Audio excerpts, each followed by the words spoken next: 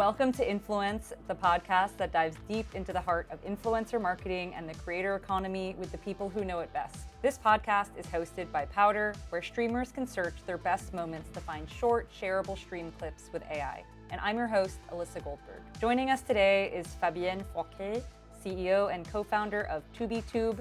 Fabienne has been instrumental in nurturing an enormous network of channels for Spanish language creators, alongside running a digital agency working directly with brands on their presences online, and a premium content division, Tubi Originals.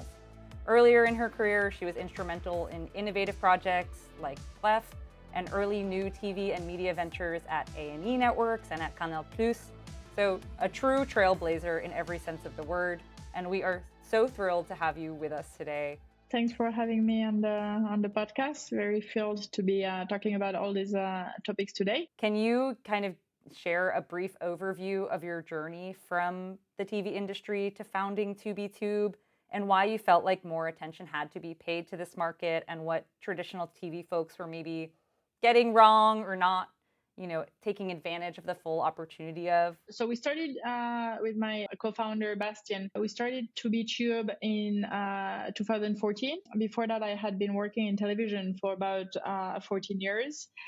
So quite a lot in traditional, starting in traditional media, but almost always heading up the digital ventures in these traditional media companies. When we started working more with YouTube and exploring the content that was on YouTube in order to discover new talent, that's when we realized, literally, I had some drawings made in my office. We were like this planet Earth, and there was this like constellation of other planets and ecosystem that was so much bigger in terms of the brand, the audiences that we could touch. Maybe we were at, I don't know, at the time it was 500,000, 1 million views a month. And then the biggest YouTubers in France at the same time had 40 millions of views a month. And the audiences that we were touching were maybe 20 million unique. When we were at, I don't know, 250,000 uniques. So that's when we started broadening up the scope of what we were doing and thinking about all the business goals of a digital division inside a traditional media company, which were awareness, potential of commercial, getting new people to know, brand awareness. We decided to have create a strategy that was around going on the platforms, basically going where the people were, figuring out a way to attract new audiences to our content, and then drilling down the funnel, going down the funnel, right? And that's when I started to be really acquainted with the creators' content. I saw there was a lot of originality, a lot of creativity, large audiences. So if you're talking in TV languages, a lot of eyeballs. Were spending a lot of time on that content, and that was pretty much dissociated from the traditional ecosystem that was thinking about always about bringing people back to the linear channel. So I did a lot in these 4 years, and then came the opportunity to through my partners and through some financing to create a network of channels around the Spanish-speaking audience.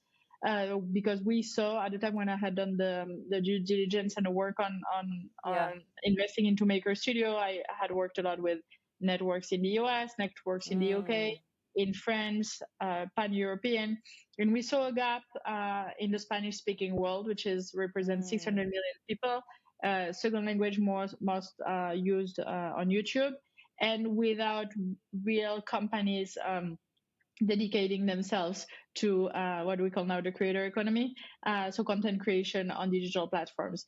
At the time, which was 2014, there was, I think Mexico was the second country in terms of watch time after the US. Spanish was the second language in terms of millions of people speaking it, and very over-indexing in terms of digital platform usage everywhere in Latin America. Of course, everyone knows the numbers in the US Hispanic, that by 2030, there will be more people speaking Spanish in the US than people speaking English natively.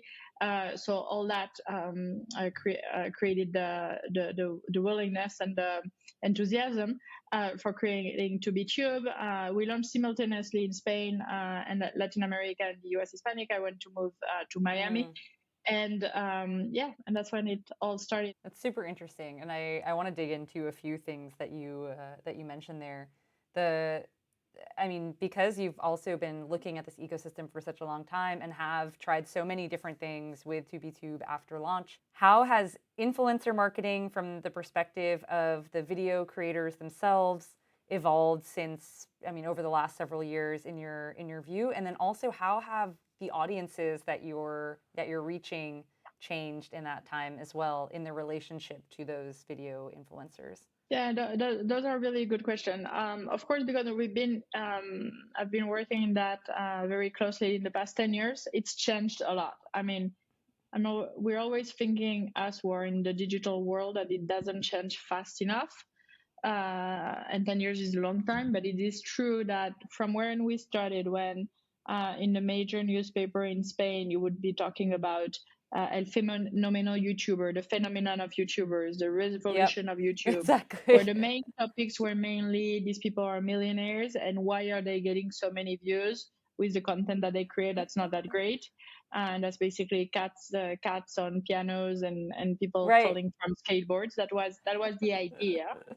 And then when we talked to brands about it, of course, communication being very key in these new territories, they had the same type of lack of knowledge. So Yeah. some of them had heard about this ecosystem because their kids usually knew one or two top influencers, and in this country it was a lot around gamers who had really huge audiences thanks to the fact that they were famous on this side of the world as well as in Latin America. El Rubius or Vereta or Willy Rex. And the brands wanted to work with these three. So at this time, if you had a conversation around what's your storytelling, which one is your audience, let us find the right influencers for you to work with, then it was really hard. It was a little bit the same at the time in France when everyone was around Yep. Norman and Cyprien and all that, these guys, and they were doing ads for Schweppes and Coca-Cola and chewing gums and cookies and everything at the same time in one person, which didn't quite work because then the Yep. brand retention is really low. Um, to now, when I think, as you mentioned, the audiences have changed. 2020 with the COVID has played a big role. VOD has played a big role in the usage adoption for older people. So now Mm. I wouldn't know the stats, but I would think that almost 100% of the population is watching in any given month video content on a platform Mm. that's not a TV or an on-demand platform through the traditional TV service or social networks.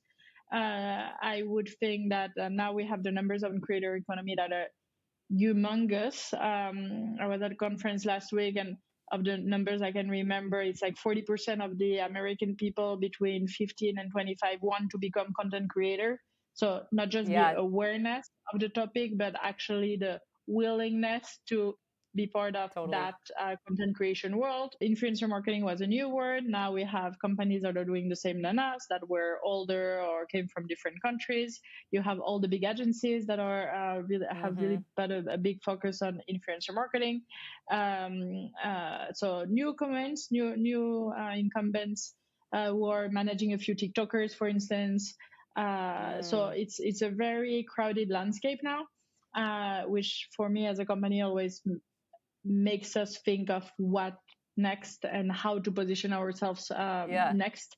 Do you find that you still have to evangelize certain parts of what you guys do? You enter in French you say en terrain conquis, in a place where you already know, but people Yep. don't know the depth of it, no, and the complexity as well. I think that's also been a big challenge for the advertising industry. First of all, I don't really understand why it's taking so long, because we're always like, okay, if the audiences Yeah. are and the eyeballs are, there will be the money. The money that's spent on television, even on linear television, compared to the eyeballs, in front of the money that's spent on video content on digital platforms, is still there's still, I don't know if it's a 1 to 10 in terms of if you look at it. with the same data set or measurement. And I think that's a big issue as well. It's like the linear world has done conglomerates with ratings, with GRPs, has done a great job of simplifying what you're buying. And then the sale is either on type of content, the number of views at one single moment, in one single country, in one single region for local ad sales in the US. And digital is way more complex. It's like different platforms. The content is different. Creators have been, there's, Mr. Beast type of creators who create videos that cost hundreds of thousands of dollars. Yep. And you have creators that create videos with their mobile. They both get huge Exactly. audiences, but then what's the value of the audience? Because what's the value of the content? Different platforms, now different formats like long form, short form, live. Also live is recent, right? In digital platforms, Yep. except for Twitch, you don't get the same type of live hit that you get on linear TV. So measurements, when I started, we were talking about what clicks and page hits and ridiculous things like that. And then we unique. talk about Yeah. views. And on Instagram, there was a fashion at some point for talking about real followers versus the fake followers, and engagement, which is the number of times people interact with your content. So I think all that, if for us who are immersed into that world, is a bit complex. It's not the same than saying you're going to buy my GRP at that number. Exactly. If it's the World Series, it's this. If it's a football game, it's another price. It's more complex, but still, it's been slow to move, right? And that's and that's still part of the challenge that we face, which is the biggest budgets are coming from the biggest agencies that still buy TV in bulk, and that's an easier buy than buying on digital. And even if the digital ad spend has grown, and you can read that in eMarketer for a few years, we're still talking about the budgets around search. Then you have the budgets around digital video, and then inside digital video you have paid media and you have influencer marketing, and of that, influencer marketing is still quite small. And I'm not saying it should make the whole of it, but the digital ad spend has decided to put itself in things that were easier to target, calculate with more common metrics and audiences. That being said, I think digital is a lot of stuff. It's not just influencer marketing, but around video content, there is different ways to position a brand, be it branded, be it publicity, be it influencer presence, ambassador, whatever. There is a lot of different formats. Or as you were saying, creating content with creators for other platforms, and using all the touch points to get the message across. And the marketing landscape for people who are in marketing now is also more complex, because you need brand affinity, brand recognition, brand ambassadorry, and not just buying ads. Which I think that's also another element of what I do and what I really believe in, is that as a digital agency, not even talking about the creator economy or the digital content, I think the young generations, or now almost everyone, are going to believe in brands and follow their storytelling and their values and their creativity and whatever they stand for, and are being more and more resistant to the ad format. And I always say we're in the business of storytelling, of entertaining people around whatever, around content, around creator, or around the brand.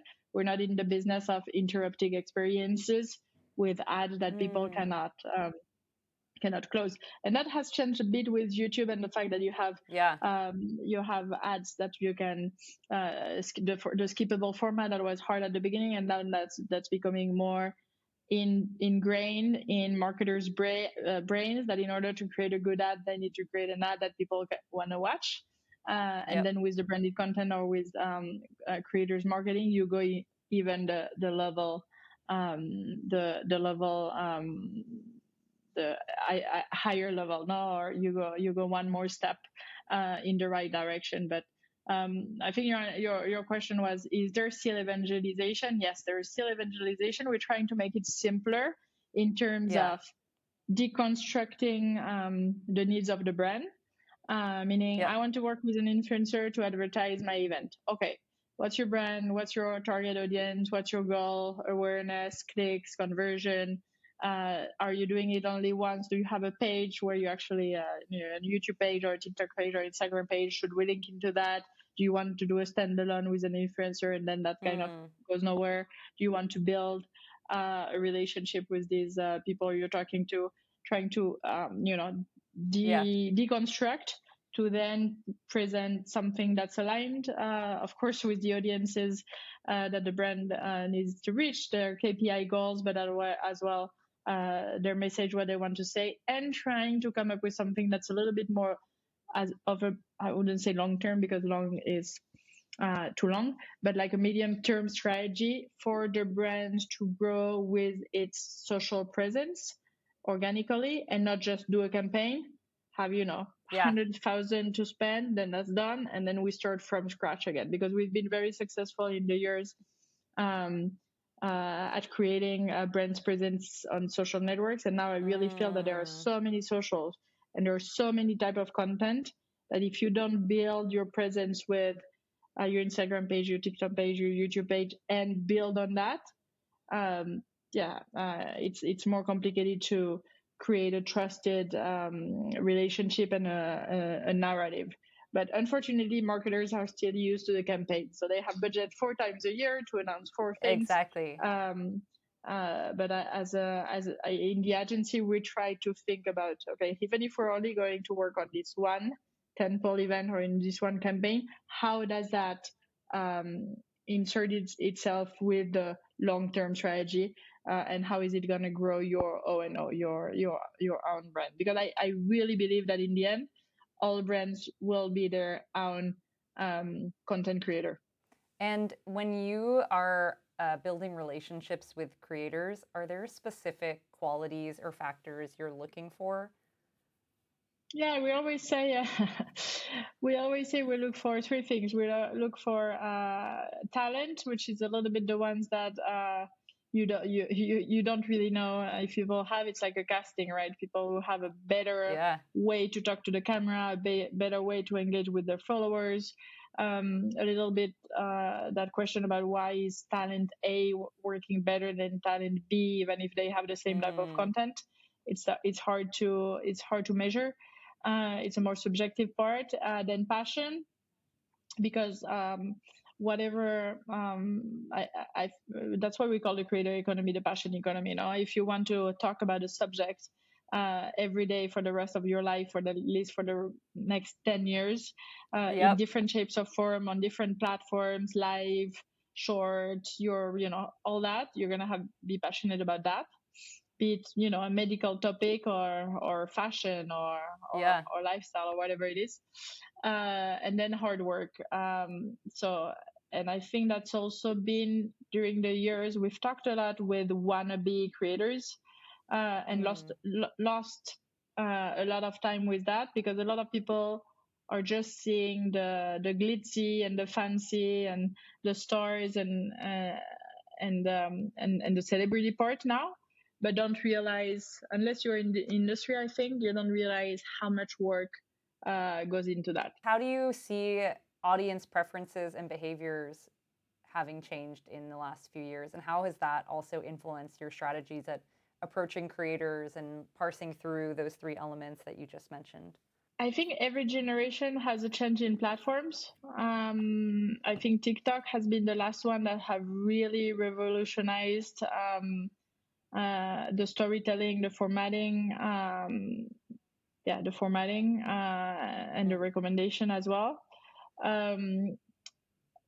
And I think for us, it's the challenging part. It's getting professional and to be the expert in one platform and then starting again with another one and another ecosystem of creators as well, because this generation of TikTokers, usually it's the only platform they use.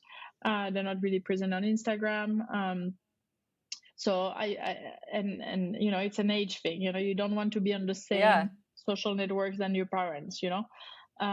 So you have to evolve with that. So I think Facebook has grown way older. Instagram is probably mid-age. and TikTok are the young ones, and a little bit Snapchat is in some territories, but yeah, I think that's has evolved, and will still be evolving. But that's a challenge for a company to be like, okay, I have these people who are certified in YouTube. We're really good at search. YouTube has something interesting, which is content stays there.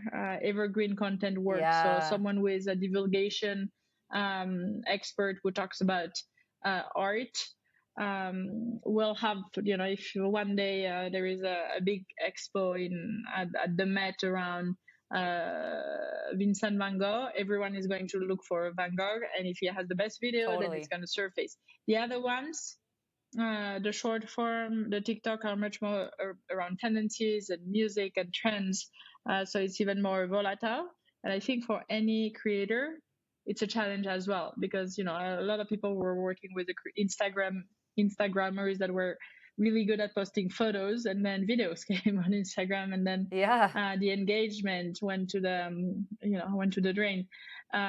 So agencies or creators, that's the challenge, and it's very, yeah, it's, you need to keep your head cold, and learn about new platforms, and also be a little bit we always say we're platform agnostic, but you also need to look at newcomers with humility, because I think what was hard when I was working in the traditional world was the sense of rejection a little bit, that or the sense of mm, despise that people could have around digital, like, this is not content, this is just crap.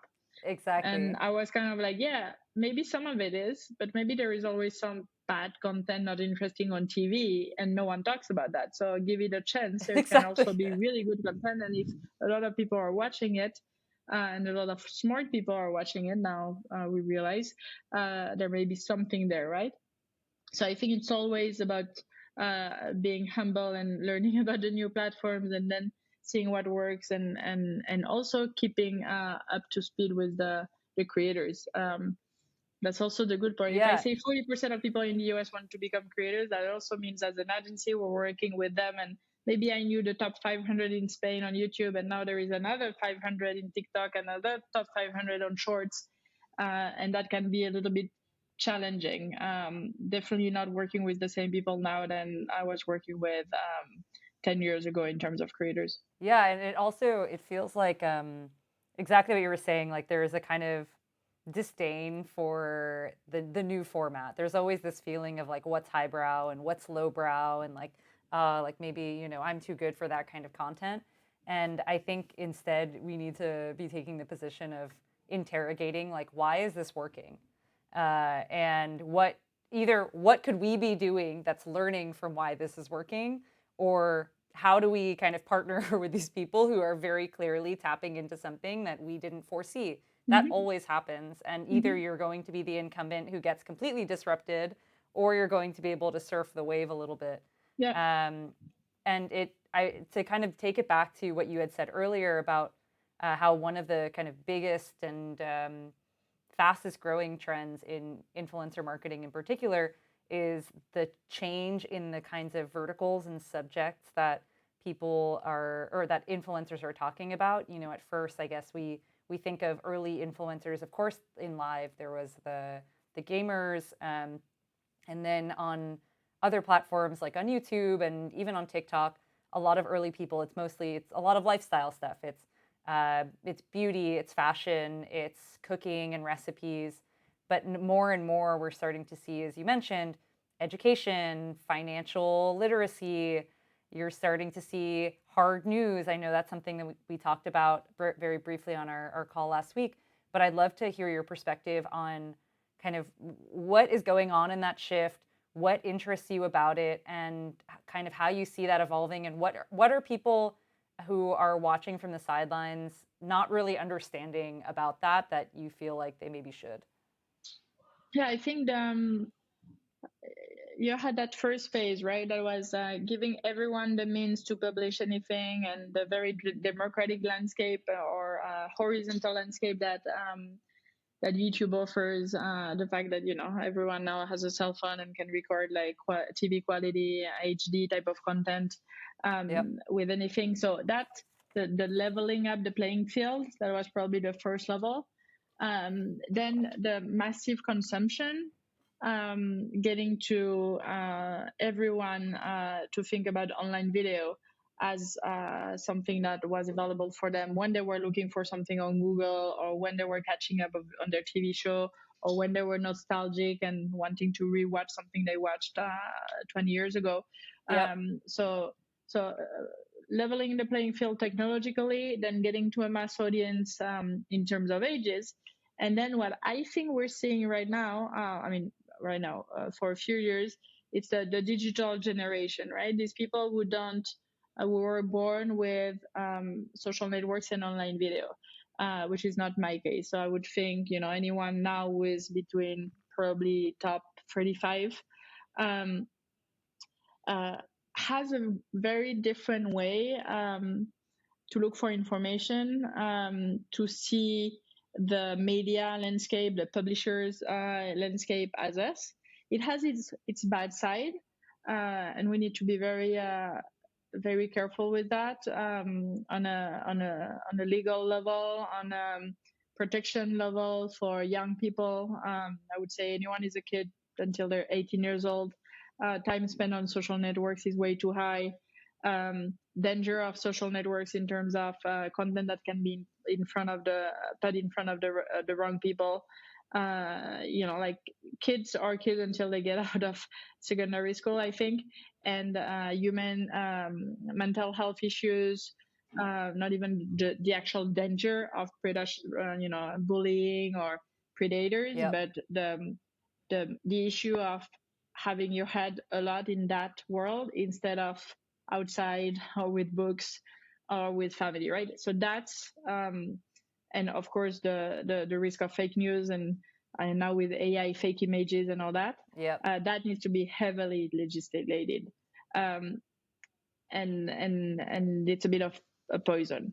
And on the other side, if you want to be progress driven, there is a change of paradigm in terms of who knows, who teaches, how do I get information, where do I get valid information, and the fact that everyone and anyone in their adulthood has a phone, has a computer, and has access to information in a different way than before.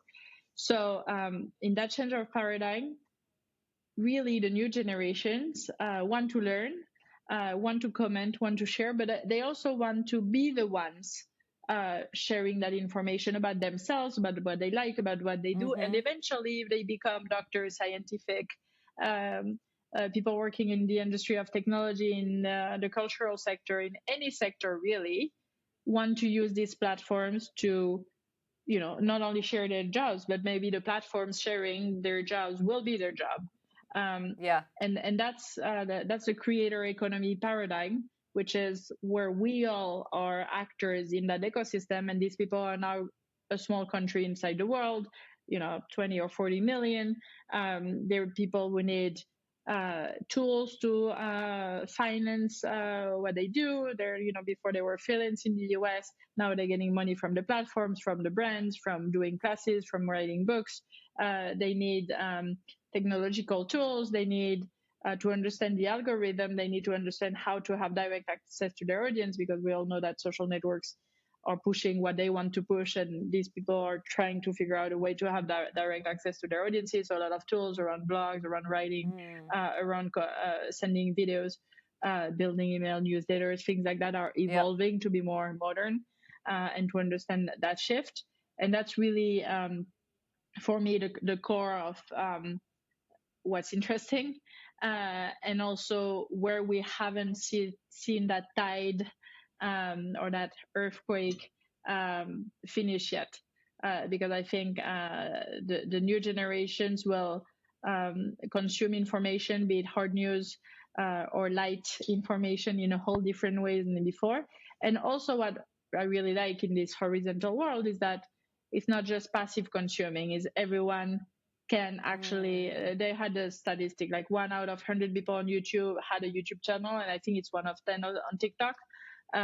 So I think the fact that you are able to create content, interest audiences, and have a voice is a paradigm shift that, if I feel like I have a responsibility in that new world, is to help the ones that want to share knowledge raise, despite all the difficulties that can be in front of them, because they're doing, interesting content, not super sexy content. Maybe the algorithm maybe is not helping them.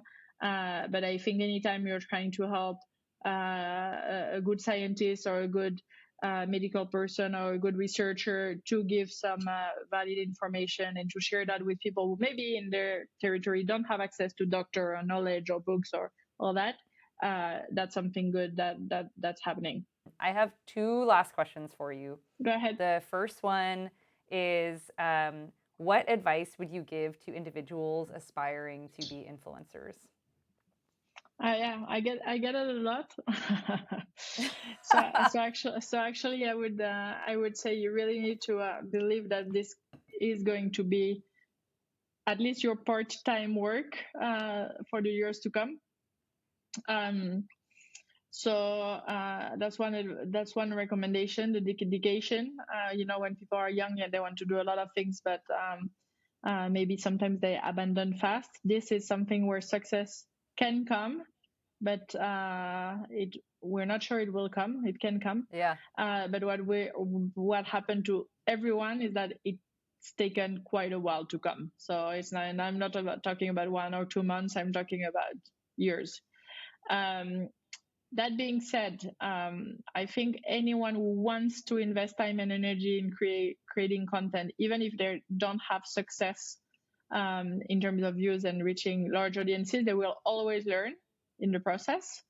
You learn to create content, you learn to write, to shoot, to edit, to market, to be humble, to fail. It's like a mini enterprise, right? You may have a lot of failures before you have a win. That's the second one. And the first, so try to do it. I'm not going to tell anyone don't do it. It's not going to work. I'm going to say it's going to be a hard work, and it's going to be a lot of hard work before you reach a success. But if you really believe in your gut that you want to try, go ahead and try. And I always also give advice, or my team gives advice, depending on the type of content, depending on the platform, depending on all that. What's the better format? What's the rhythm of uploading content? There's a lot of to-dos or technical aspects that you need to learn a little bit before you start, so that you do it the right way. And then the third one would be, don't overthink it. Just do it. Like a good Nike, one. just do it. And that's because some people tend to, especially older people, tend to be a bit like, I'm going to do the perfect video. At the conference I was with last week, I know Germán Garmedia, who is one of the top talent in Latin America, said, I did my first video on YouTube, and I felt like I was like this, of energy, moving everything. And I was like this, with small voice and all that. And he said it took me 2 years to get the video I wanted to do 2 years ago. It took me 2 years of making like 3 or 4 videos a week. And that's the idea. Like, no one is perfect the first time. And if you overthink it, you're going to take you 3 months to do the video. You're going to do the video. It's going to get, 24 views, 100 with your families and friends, and nothing else. Absolutely. So if you're disappointed with that, then you're never going to make the second video. Just start now, put your face out there. Of course, it's people follow people, so it needs to be personal. Your person needs to be out there, and learn as you go. Ask your audience and all that. And one talent I was working with when I was in Miami was a talent manager for me, Sandra. She always said the harder one were the one from 1 to 100. Then 100 to 1,000 a bit easier. The 1,000 to 10 bit easier, but the first 100 ones were or the first 1,000 ones maybe were the hardest, because it never, she was looking at it one by one, and now she has more than 10 million. But yeah, it's a long haul. Yeah, I think that's really good advice. Honestly, for a lot of different things, especially entrepreneurship, but definitely creating content on the internet. And then my other question is kind of the flip side of that. What advice would you give to an agent or marketer hoping to succeed with influencer marketing strategies? Um, so first of all, go at it with humility. Try to immerse yourself in the ecosystem to understand what's good. Immerse yourself with the ecosystem. I always believe that um, there is no classes about digital, and Yep. which is going to teach you a lot of acronyms, maybe lots of metrics, lots of Yeah. matrix, a way to see things, lots of complex marketing jingo. But I think if you don't spend time watching actual content, then watching brand content, then looking at all the platforms, navigating through this ecosystem, it's going to be hard to have a sense of it. And then once you know videos, content, creators, or you've immersed yourself, I don't know, for 1, 2, 3 months, um, get recommendations from the agencies, from the influencers, Mm, listen to creative ideas. Don't try to put your own willingness to do something that you want to do with a brand, like an ad inside the case of a content yeah. creator. Do some back and forth, and just focus on what you're focusing on in general, which is KPI. What are my KPI? What do I want to achieve with which Mm, audience? So it's not about this is creative and it's going to go there and be alone. No, this is like a creative way to get to your objective. Um, so you have your objective, you know your audience, you know your storytelling, you know what you can and cannot do. Even write that. The brands that do the yep. writing on that are the best. Because don't say this, don't say that. The brand is this, the brand is Absolutely. not that. Show what you like, show what you don't like, and then give that brief to the agency and figure out and check the strategy they're going to give you. And then that's going to be the most successful, I think. And don't try to dip the toe in the water. Oh, I don't like it. I didn't like. But some brands are also like, I did it once. There was one video I hated it. I mean, really, you're gonna Commit. judge the whole Yeah. ecosystem, the whole marketing, digital marketing with one trial, with one talent? No, like you need to put your eggs in different baskets, see which one works in terms of persona, which you're the only Yeah. one to know. If it's a person that really represents you, if the way they work with the content is something that you enjoy, you find entertaining, or that your audience enjoy and find entertaining, because that's also Mm, humbling. Sometimes you're like, I'm not the target audience, so I don't have an opinion. That's hard. But yeah, it's really hard. if it worked, if you see there is a lot of likes and people talk about your brands and all that, I mean, realize that maybe you know what you don't know. You know what you don't know. So let that happen. Um, and then immerse yourself. Be strategic in your battles. Like know your KPI, know your numbers, and let different agencies pitch you. I have so many more questions that I will not be able to ask today. But I'm so grateful for your expertise on this. Thank you so much. Thanks for having me. And that's our show. Thanks for tuning in to Influence. It was really wonderful having Fabienne here. Remember that with every episode, we bring you the minds and voices leading the charge in the influencer marketing world, helping you stay ahead in this rapidly changing landscape. Don't forget to subscribe to our podcast on your favorite platform. And if you like it, please leave a review and never miss an episode. Follow us on social media at PowderGG on Twitter, LinkedIn, TikTok, Instagram, and YouTube for more updates and behind the scenes content. See you on the next one.